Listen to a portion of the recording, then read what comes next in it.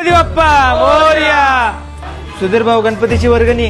काय पोरांनो, ह्यावेळी गणपती जोरात दिसते वाटतं. हो मग किती करू वर्गणी? भाऊ, मागच्या वर्षी 2100 केली होती, या वर्षी 5000 तरी करा. ठीक आहे, देतो.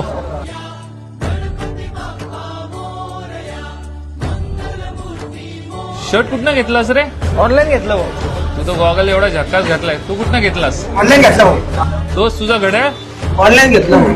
तुम्ही सगळे ऑनलाईनच शॉपिंग करता वाटतं. हो वर्गणी पण ऑनलाईन वाल्यांकडनंच घ्या ना. ज्यावेळी पुण्यात पूर आला होता रे, व्यापाऱ्यांनी सगळ्यांनी मदत केली होती ना. जॉन, तुझ्या वडिलांच्या ऑपरेशनला सगळ्या दुकानदारांनी अर्ध बिल भरलं होतं, आठवतंय का तुला? आदित्य, तुझ्या बहिणीच्या लग्नामध्ये तुझ्या जेवणाचा सगळा खर्च तुला आठवतंय का? सगळ्या व्यापाऱ्यांनीच उचलला होता.